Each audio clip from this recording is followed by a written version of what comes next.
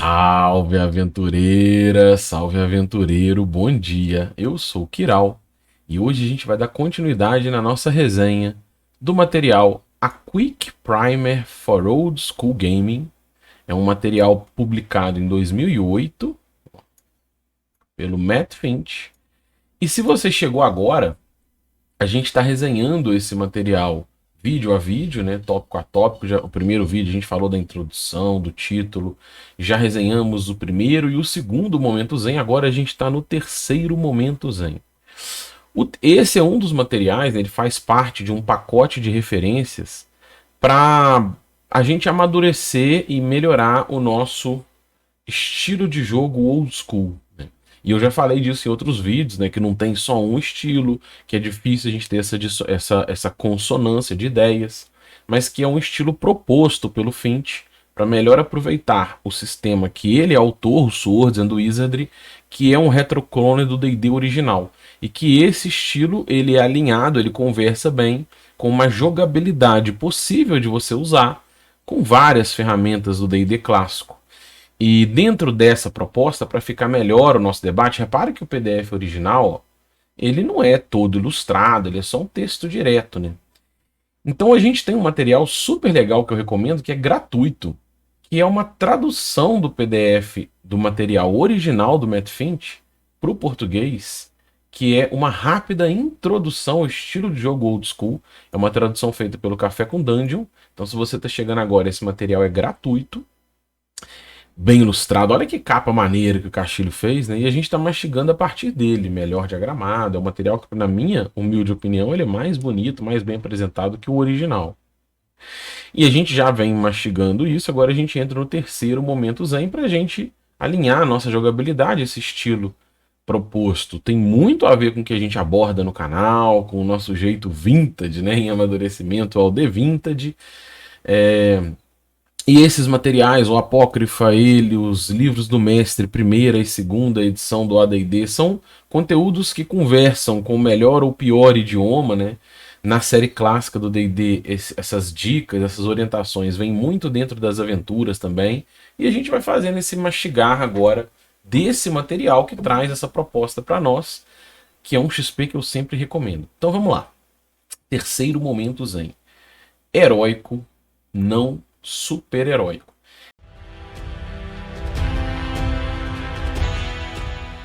Então, dentro dessa proposta, primeiro a gente tem que fazer um paralelo aqui, porque há uma dissonância entre o que é heróico em alguns contextos de conversa, né? E isso às vezes gera uma dissonância.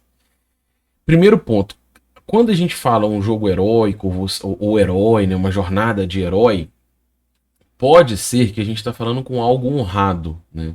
Com você fazer uma luta do bem contra o mal, de você ser uma pessoa boa, ser um paladino da justiça, lutar contra as desigualdades, né? Lutar contra os escravagistas. E isso pode estar no seu jogo, né? Isso faz parte das inúmeras possibilidades de você abordar no seu jogo. Mas nesse contexto aqui do Finch, né, quando ele traz esse jargão de heróico não super-heróico, o que ele está falando é que o feito heróico tem a ver com a superação humana, né? A superação do que você é capaz de fazer como humano. Então, nesse contexto, quando a gente fala dos feitos heróicos, né, a gente está falando de feitos heróicos, eu vou trazer alguns exemplos da vida real, alguns que eu peguei aqui rapidamente, tá? Olha essas notícias, por exemplo. Ó. A gente tem aqui: mãe luta com Puma com as próprias mãos para salvar o filho do ataque. Né, algumas notícias que eu peguei rapidamente fazendo uma consulta. Mãe salva o filho de 5 anos de sequestro nos Estados Unidos. Então são exemplos que a gente tem para ilustrar esses feitos que superam o que se espera normalmente do humano, né? Então é uma superação da capacidade humana. Então, quando você assume um risco, né, de enfrentar uma criatura muito maior, muito mais poderosa, de se lançar a jornadas por regiões desconhecidas. Esse tipo de contexto é que está abordando a ideia do heroísmo, né, de você superar a própria capacidade humana. É aí que está a ideia, o chassi dessa ideia, tá? E aí, voltando aqui para o texto, então vamos começar a ler, né? A gente estava destrinchando só a raiz do título. Jogos no estilo old school são medidos por uma escala humana e não sobre-humana, é o que ele está falando aqui. No primeiro nível, os aventureiros são pouco mais capazes do que uma pessoa comum. Eles vivem através de sua sagacidade. Vale uma ressalva, que é uma brincadeira que eu gosto de fazer, que é o seguinte. Quando você começa a jogar o D&D quinta edição, ele parte do pressuposto que você já é um aventureiro renomado. E o estilo de jogo e a curva de poder que a gente tem no D&D quinta edição e análogos, ele é mais parecido com personagens a partir do nível 3 ou 4 do D&D clássico. Porque os 3 primeiros níveis que tem essa experiência básica, né, o Basic, ela foi uma proposta do Holmes, que começou lá em 77, e ela traz uma ideia de você jogar. O Holmes, eu digo a proposta do Basic, né, mas no D&D original já era assim, mas essa ideia ela está muito amarrada com o conceito de você jogar a construção inicial da formação de um aventureiro. Então, por que o mago só faz uma magia por dia, né? Por que o ponto de vida é tão baixo? Porque você está ali jogando com pessoas que são iniciantes, aprendizes no seu ofício. É um escudeiro em transição para se tornar um guerreiro. É um aprendiz de feitiçaria que começa a aprender e dominar a sua primeira magia, né? E esse tipo de proposta você vai amadurecendo até ser um aventureiro renomado, que entra no Expert, por exemplo, onde você vira um especialista, isso pensando no BX, né? Mas no AD&D, no D&D original, também dá para fazer esse tipo de brincadeira. Pensar que o primeiro, o segundo, o terceiro nível, eles são essa transição e formação do aventureiro. Enquanto que em sistema, por exemplo, no sistema vigente D&D quinta edição, você já parte do conceito que você é um aventureiro renomado. Então a ideia aqui é isso mesmo, tem a ver com isso. Daí vem o heróico, e não super-heróico. Então, mesmo quando personagens se elevam aos níveis mais altos, eles não alcançam as super habilidades.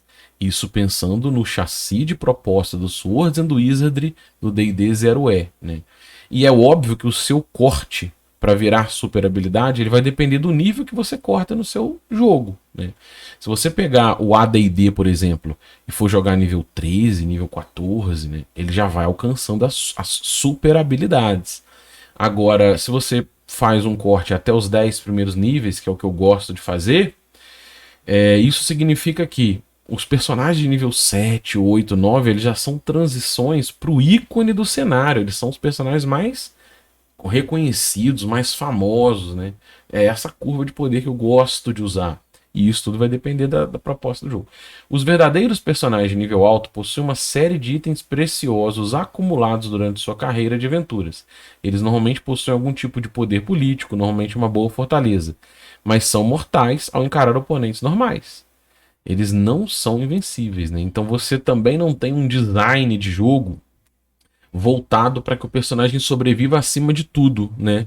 O jogo não é muito sobre isso, sobre construir um arco de história de um personagem. Pode ser, né?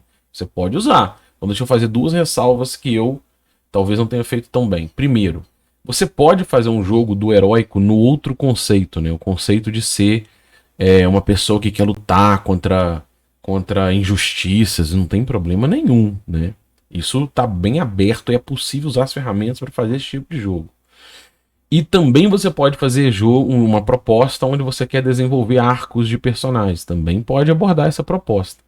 Mas de uma forma geral, para amadurecer essa jogabilidade, é entender que como a aposta majoritária é a própria vida do personagem, que é um pária da sociedade, né?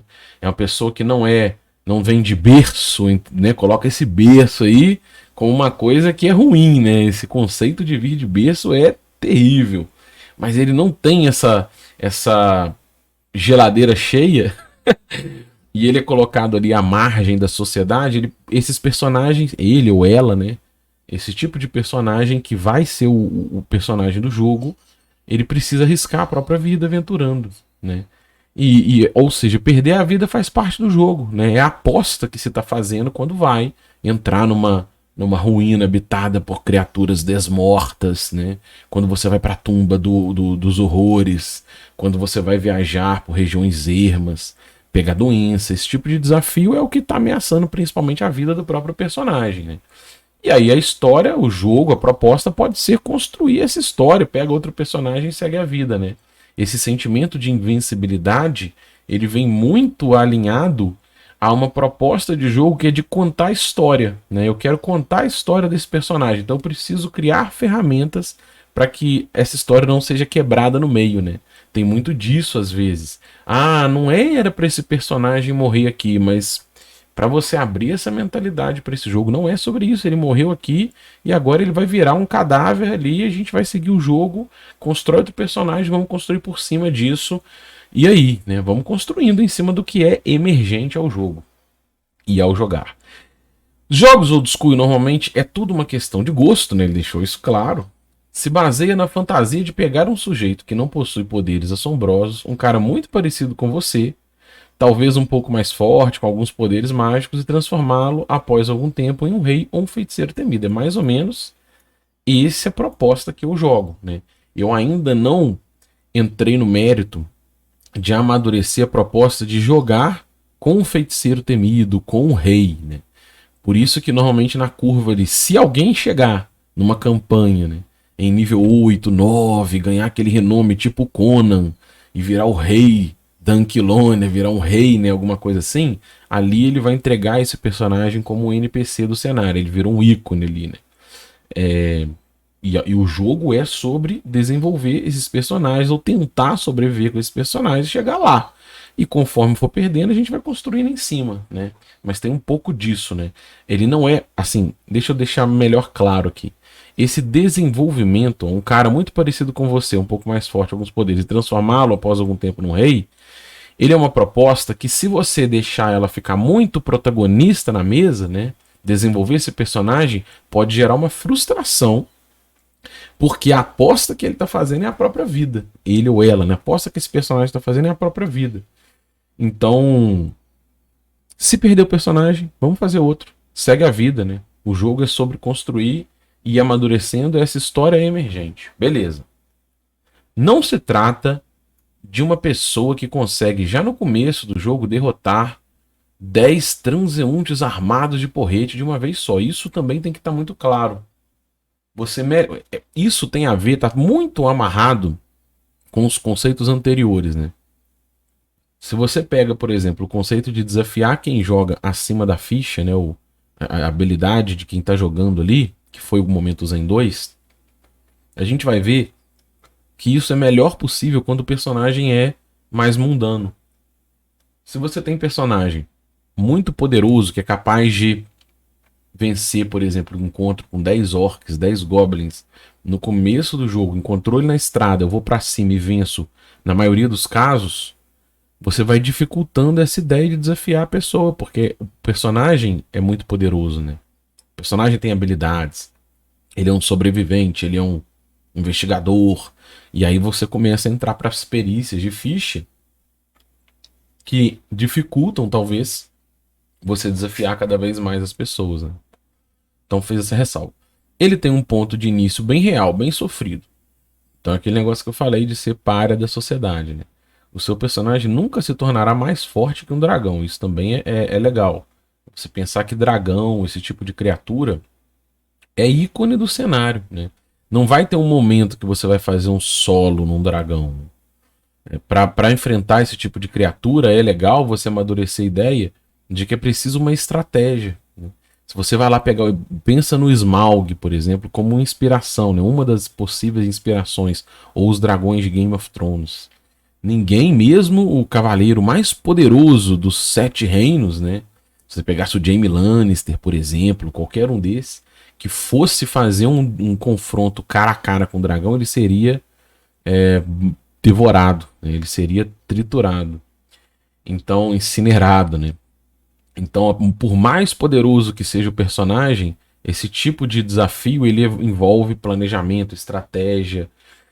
Se você tem um jogo em que você consegue personagens que solam, né, ou um personagem que sola, um personagem que confronta de cara a cara com um dragão, com um rei Lich, talvez você está chegando para esse conceito de super-herói. Né? A ideia se você pegar as artes, por exemplo, do estilo old school, deixa eu fazer um paralelo aqui com artes. Olha que legal uma coisa, que eu sempre falo disso, né?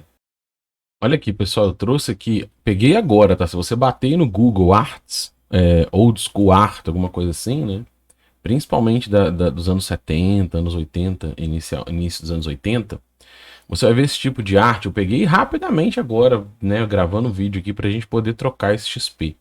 Eu coloquei Vintage aqui pra começar a trazer essa brincadeira do nosso The Vintage, né? Usando Vintage no lugar de Old School, só pra fazer o nosso jabá. Mas olha só, eu bati rapidamente Old School, né? Arte Old School no Google e capturei algumas ali pra ilustrar. E repara que normalmente personagens estão em posição de subjugação, olha lá. Tem um desmorto aqui, um morto-vivo pegando o pescoço de um dos personagens. O perigo está sempre presente nas artes, né? Olha essas criaturas horrendas e personagens ali pensando o que fazer, né? Navegando, né, por uns corredores de uma galeria, de uma dungeon sinistro, ó, escorrega e cai, tá vendo? Então a sensação de periculosidade, né, de perder personagem, de personagem morrendo, personagem deixando o grupo, né? Escorregou aqui, caiu no abismo e já era. Isso era muito presente nas artes e tem sido resgatado em muitas artes do estilo old school, do estilo vintage, para mostrar esse sentimento de heroísmo que eu falei, né? O sentimento de mundano, o sentimento de você estar enfrentando desafios muito acima da capacidade, ou pelo menos acima da capacidade. E esse sentimento de superação das próprias emoções, né, dos medos, ele é real no jogo. Então, para que a aposta da vida de personagens tenha realmente legitimidade, o risco de perder personagem é real. E se você chegar entrando numa sala que tem uma armadilha, uma criatura intocada de forma leviana, normalmente vai levar a perda de personagem, né? O custo a se pagar pela imprudência, em alguns casos, por assumir um risco maior, né? Mas a consequência positiva é o benefício do tesouro, por exemplo, do sucesso de resgatar alguém que está aprisionado. Então essa sensação de risco e benefício, ela se faz muito presente. Então aprender a lidar com perder personagem também faz parte. Nem um vídeo sobre isso, né? Mas eu trouxe aqui porque eu acho que tem alinhado. Depois talvez a gente deva fazer um vídeo só sobre perder personagem, né? Sobre a sensação de um TPK. Ainda quero fazer um vídeo só sobre isso. Mas vamos voltar para nossa resenha. Vamos lá, voltando aqui. Em níveis mais altos, ele pode ser capaz de matar um dragão com a sua espada ou com seus feitiços, mas nunca agarrando sua garganta e estrangulando em um teste de força. Isso aqui também não acontece no D&D quinta edição não, tá? O Fint, né, nem na terceira, nem na quarta. O Fint também às vezes aqui deu uma caricaturada exagerada no que é um personagem muito forte, né? Mas é só para ilustrar o ponto. Para fazer uma analogia com os quadrinhos, os personagens não se tornam o Super-Homem, eles se tornam o Batman, né? Ou seja, você vai buscar. O que é o Batman? Pensa nessa ideia. Olha que legal essa comparação. É uma comparação que eu fazia também em mesa, né? E olha que legal essa comparação. Se você pensar no Batman, o Batman é um personagem que ele pode tomar um tiro e pode morrer. Então ele usa dos recursos do próprio dinheiro dele, né? Um bilionário, para fazer itens e equipamentos para que ele possa desempenhar melhor o que ele deseja desempenhar. Então ele tem aquele cinto de utilidades, ele tem aquela armadura, ele tem o carro. Para a gente fazer essa analogia, seria um personagem que tenha itens mágicos, né?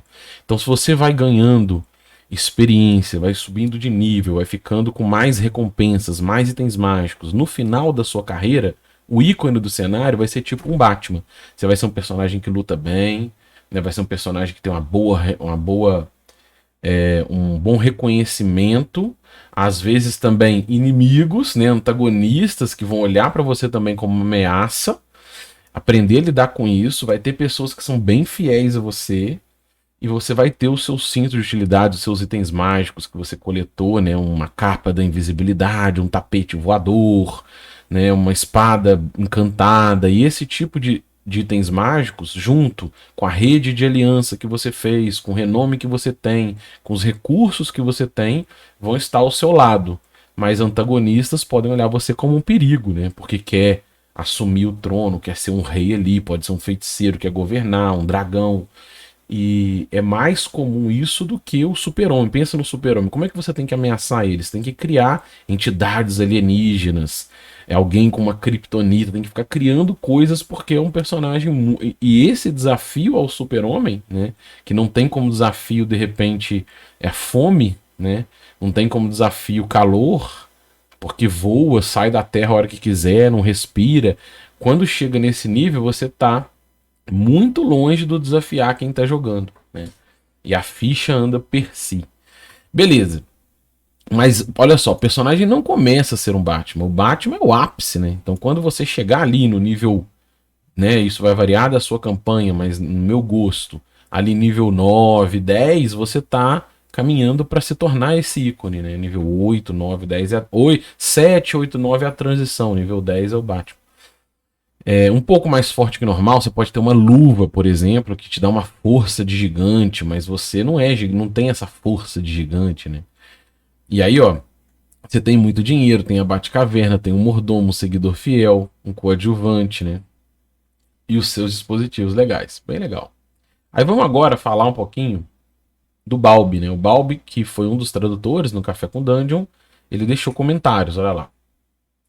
O jogo descreve a trajetória de pessoas praticamente comuns, aventureiros iniciantes até se tornarem lendas heróicas. O Zero to Hero, né? Do zero ao herói, né? Que é bem legal. Se você pegar fazendo essa paralela do Zero to Hero, no D&D Zero, você é considerado um herói, um personagem nível 8, né? Se você pegar a raiz do Chainmail, na verdade, ela considera que um personagem enfrenta um dado de vida. Olha que legal, deixa eu mostrar aqui pra vocês do D&D Zero uma coisa pra gente fazer esse paralelo aqui. Olha aqui, pessoal, esse aqui é o PDF, né, que é a Wizards of the Coast. Aqui, olha aqui o logo, ó. Ah, não tem. A Wizards of the Coast lançou esse material. Em algum lugar tem Wizards of the Coast aqui. Onde que eu vi isso? Aqui, ó.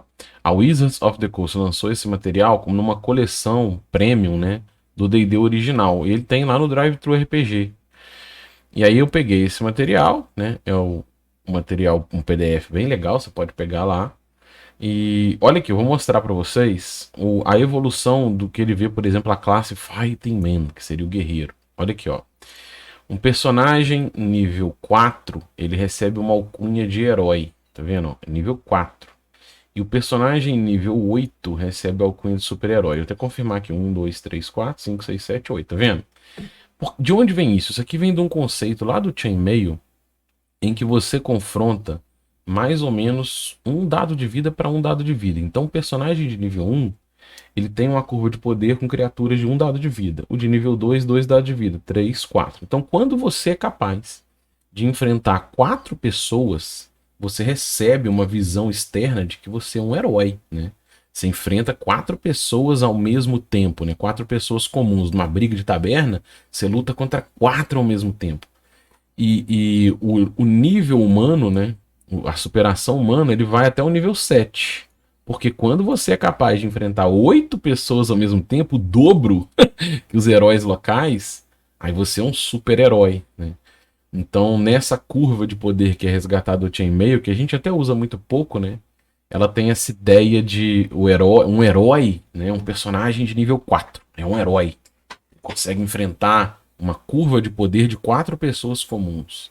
E um personagem de nível 8 já é um super-herói. A partir dali, os feitos que que ele é capaz de fazer são extraordinários, né? Então, a gente voltando à nossa resenha aqui, ó, tem a ver com isso, né? O Zero to Hero seria do nível 1, né? Ou nível 0, se a gente for trabalhar com nível 0, até o nível 7, pensando no D&D original, né? Mas, beleza, isso aqui foi só um parênteses que eu fiz aqui. Vamos lá. Aliás, até o nível 4 é o herói, né? Zero to Hero até o nível 4, mas esse conceito de Zero to Hero é partir de um personagem, de alguém mundano, alguém ordinário, a se tornar um ícone, uma lenda local. Então vamos lá. As ambições iniciais dos jogadores costumavam ser simples. Os personagens compartilhavam de um interesse imediato, por exemplo, coletar tesouro, né? E um ponto de experiência era uma peça de ouro era equiparável a um ponto de experiência, e era como o XP que se evoluía no jogo. Em termos de poder, o que permitia correr mais riscos através de maiores oportunidades. Então aqui o Balbi está amarrando, e eu concordo com ele, que a ideia de você ter experiência por ouro, ela não vai te forçar a querer combater com uma criatura, por exemplo. O estímulo, né, é você buscar coletar aquele tesouro sem combater. Como que eu posso fazer isso, né? Como que eu posso aprender a navegar numa caverna escolhendo melhores caminhos, escapando de armadilhas, de locais mais longos, né, de labirintos que eu possa me perder e de criaturas mais poderosas. Então isso vem desse jogar, às vezes é fazer uma aliança com alguém, né? Às vezes é usar um encantamento numa criatura, às vezes oferecer uma parte do tesouro para ela. E esse jogar, às vezes é seguir alguém, né? E esse tipo de jogar ele vai trazendo uma proposta de jogo que o foco é aventurar-se, não combater, né? Não ficar pulando de combate em combate, que pode ser um caminho muito comum. Vamos dar um zoom aqui para a gente olhar melhor o comentário do Balbo, né? Não precisa ficar tão amplo. Olha aqui, ó. O jogo pagava muito mais XP por ouro do que por monstro derrotado. Inclusive, isso era o motor da narrativa emergente que se desenvolvia. A história pregressa, o relacionamento entre personagens, as narrativas pessoais de cada um, seus ganhos e interesses, surgem espontaneamente, a partir da aventura vivida na busca por ouro. Não se engane, a narrativa emergente gera, com o tempo, um volume de ficção grande e rico, de forma natural e espontânea. Tramas, ganchos, rivalidades, vingança, amizades e planos emergem de forma orgânica. Eu concordo plenamente. O que o Balbo está querendo dizer aqui? Aqui ele está falando, eu entendo que ele está falando um pouco do background, né? É muito comum, quando você vai começar a jogar uma aventura, por exemplo, do D&D quinta edição ou de algo próximo, você já trazer a história do personagem bem amarrada. Você foi um escudeiro, não sei de quem, participou de uns torneios, chegou na luta. O outro é um mago que aprendeu feitiçaria lá não sei aonde, magia, vem com um grimório. Porque são já aventureiros consagrados, né? É o nível 3, 4 do D&D clássico.